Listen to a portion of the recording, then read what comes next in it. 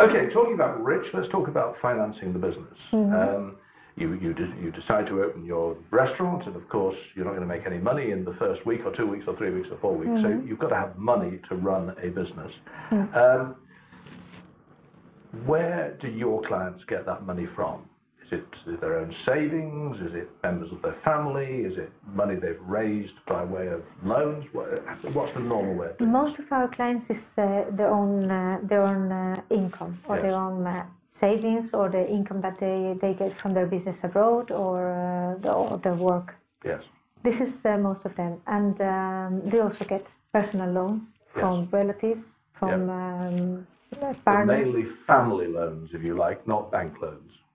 Exactly. For the same reasons we've said that Exactly. it's very difficult to get a bank to lend money to a new foreign business. Exactly. A different thing is that is when you've been running the business for 2 or 3 years, and you're And you made a lot of money. And exactly.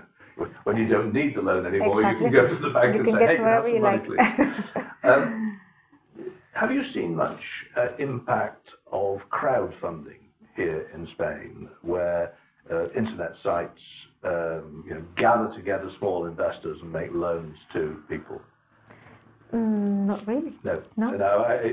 It's something that's becoming. It's not common, but it's becoming more common in places like the United States and England. I didn't know whether it had hit Spain yet. No, because we will never advise to to obtain the funds that way. I mean, when there's so many people involved, Yes. It's complicated. Then the structures and everything get complicated. Okay. But, So let's imagine that I've set up my business and I'm doing really well, and I decide that I want to take a partner into the business. So how do I do that? someone that you know very well. And trust, of course. Yes. And hopefully he's going to put some money in, because partners don't put any money in, they're not much use.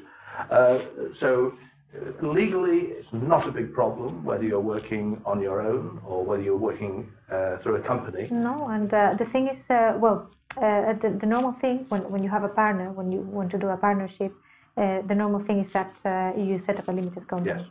There's also a kind of a partnership which is we call it civil partnership, Yes. which is basically two self-employed put Yes. together. But we never advise But this there's no structure. real reason for doing that, is No, there? because this type of company, you have all the disadvantages of being self-employed and none of the advantages of being a company. You have the same tax obligations and the same liabilities as self-employed. You're liable for everything personally, so you answer for everything with your personal assets. And in the end, you're gonna pay the same tax, you're gonna have the same running costs, So bookkeeping really, costs. when you're thinking of setting up your business, one of the things you need to be thinking about at the beginning is, am I likely to want to take a partner in the next, say, 5 years? Because if you are, then it makes no sense to start as self-employed. You might as well start straight away as the limited company. Well, the thing is that you can start as self-employed, and at the moment you want to have a partner on Then the you can business, create the company. you create the company. Yes, which is one more step, isn't it? Yeah, exactly. Yes. Yes. Okay. Cash flow. Cash flow is what kills most new businesses, isn't it? I used many years ago to have a spreadsheet on my computer of clients who wanted to open bars in Spain. And they would tell me how much money they'd got, and I would tell them how long it would be before they ran out. But if you're thinking of starting a business in Spain, you really need to understand about Spanish cash flow, because you need to understand when it is you're going to be paid, how long it is before other companies pay their bills. Now, of course, if you're selling pizzas, it's not a problem. You give the pizza and they give you the money. That's not a problem. If you're operating on a commercial basis in Spain, cash flow can be quite tricky, can't it?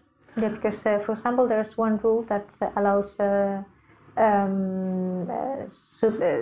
your clients to pay you in 30, 60 or 90 days. Yes. Yeah. And this is agreed beforehand, but of course, if you have a client, you want to make it as easier as possible to them, so you may accept. And in that case, there's going to be unbalance between what you are doing and what you receive. You have to really work that out very well and get organized. And I suppose the other thing to say about cash flow is that in Spain, you keep track of your cash flow on either computer programs or on spreadsheets, but the way you do it is different from the way in which you would do it, say, in Germany or in England or the United States. Each country has its own way of doing it. Exactly. And you really have to get used to the idea of doing things in the Spanish way.